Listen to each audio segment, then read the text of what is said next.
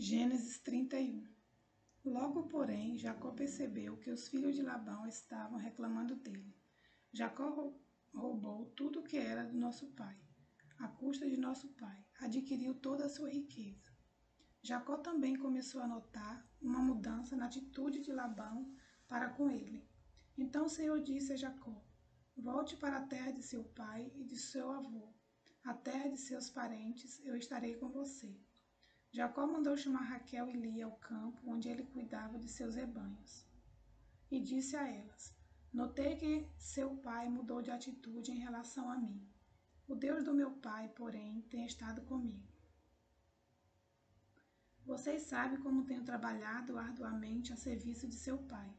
Contudo, ele me enganou e mudou meu salário 10 vezes. Mas Deus não permitiu que ele me prejudicasse. Se ele dizia, os salpicados serão seu salário, o rebanho começava a dar crias salpicadas. E quando mudava de ideia e dizia, os listrados serão seu salário, então o rebanho inteiro dava crias listadas. Desse modo, Deus tirou os animais de seu pai e os deu a mim. Certa vez, na época do acasalamento, tive um sonho e vi que os bodes que se acasalavam com as cabras eram listrados, salpicados e malhados.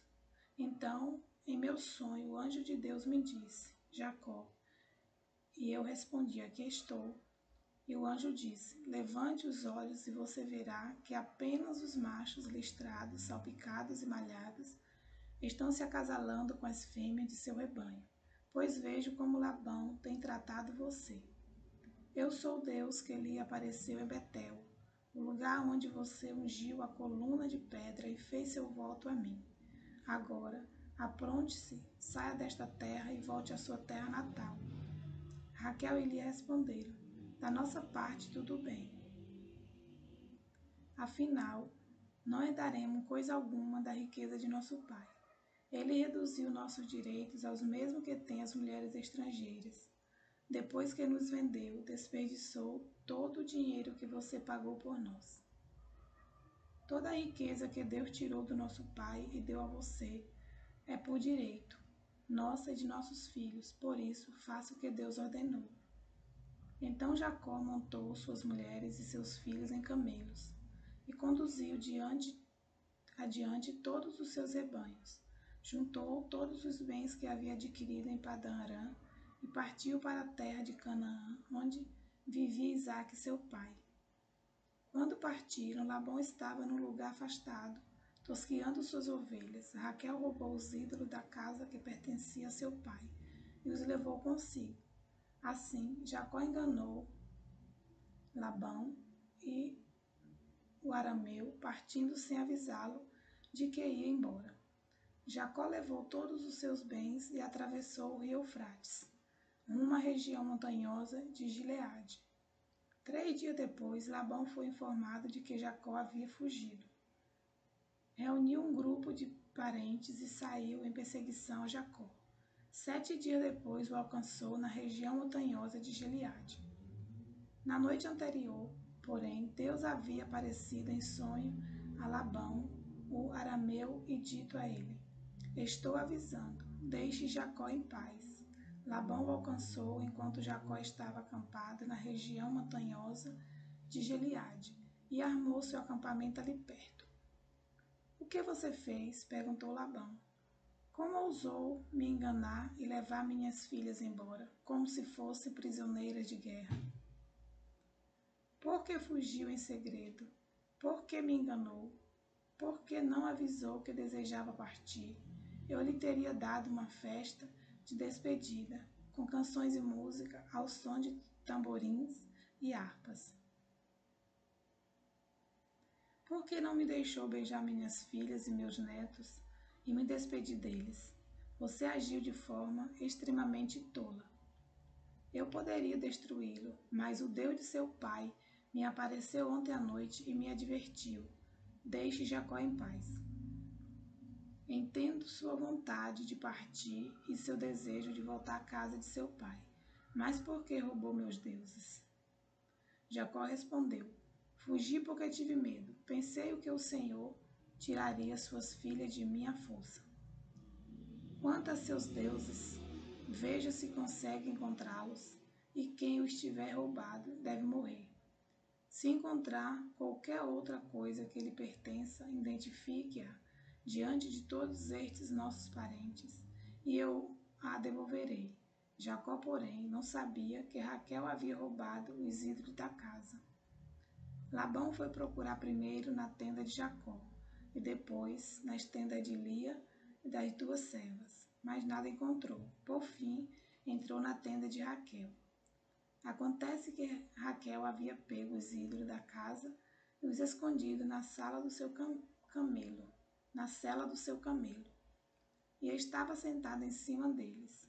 Quando Labão terminou de vasculhar toda a sua tenda sem encontrar os ídolos, Raquel disse ao pai: por favor, perdoe-me por não me levantar para o Senhor, mas estou em meu período menstrual. Labão continuou a busca, mas não encontrou os ídolos da casa. Jacó se enfureceu e discutiu com Labão. Qual foi o meu crime? Perguntou ele. O que fiz de errado para o Senhor me perseguir como se eu fosse um criminoso? O Senhor vasculhou todos os meus bens. Por acaso encontrou algum objeto que lhe pertença? Coloque-o aqui, diante de nossos parentes, para que todos vejam, que eles julguem entre nós dois. Estive 20 anos com o Senhor, cuidando de seus rebanhos ao longo de todo esse tempo. Suas ovelhas, suas cabras, nunca abortaram. Não me servi de um carneiro sequer de seu rebanho para alimento. Quando algum deles era despedaçado por um animal selvagem, eu nunca lhe mostrava a carcaça. Não, eu mesmo arcava com prejuízo. O Senhor me obrigava a pagar por todo animal roubado, quer à plena luz do dia, quer na escuridão da noite. Trabalhei para o Senhor em dias de calor escaldante e também noites frias e insones. Sim, por 20 anos trabalhei feito um escravo em sua casa. Trabalhei 14 anos por suas 2 filhas. E depois, mais 6 anos para formar meu rebanho. E 10 vezes o Senhor mudou meu salário. De fato, se Deus de meu pai não estivesse comigo, o Deus de Abraão e o Deus temível de Isaque, o Senhor teria me mandado embora de mãos vazias. Mas Deus viu como fui maltratado, apesar de meu árduo trabalho. Por isso ele lhe apareceu na noite passada e o repreendeu. Labão respondeu a Jacó: essas mulheres são minhas filhas, e as crianças são meus netos, e os rebanhos são meus rebanhos. Na verdade, tudo que você vê é meu. Mas o que posso fazer agora por minhas filhas e pelos filhos delas? Façamos, portanto, você e eu, uma aliança que sirva de testemunho do nosso compromisso. Então Jacó pegou uma pedra e a colocou em pé como monumento.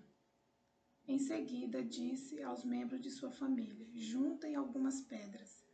Eles pegaram as pedras e as amontoaram. Jacó e Labão se sentaram perto do monte de pedras e fizeram uma refeição para selar a aliança. A fim de comemorar a ocasião, Labão chamou o lugar de Jegar-Saduta e Jacó o chamou de Gileade. Labão declarou: este monte de pedras servirá de testemunha para nos lembrar da aliança que fizemos hoje. Isso explica por que o lugar foi chamado de Gileade. Também foi chamado de Mispa, pois Labão disse: vigie o Senhor a você e a mim para garantir que guardaremos esta aliança quando estivermos longe um do outro.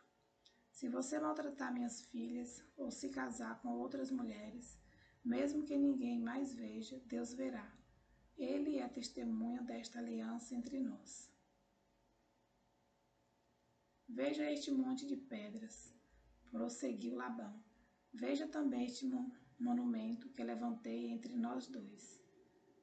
Então, entre mim e você, como testemunhas de nossos votos, nunca atravessarei para o lado de lá do monte de pedras a fim de prejudicá-lo, e você jamais deve atravessar para o lado de cá a fim de prejudicar-me. Invoco o Deus de nossos antepassados, o Deus de seu avô Abraão e o Deus do meu avô Naor, para que sirva de juiz entre nós. Assim, diante de Deus, temível de seu pai Isaque, Jacó jurou respeitar a linha divisória. Então Jacó ofereceu sacrifício a Deus na montanha e convidou todos para a refeição comemorativa. Depois de comerem, passaram a noite ali. Na manhã seguinte, Labão se levantou cedo, beijou seus netos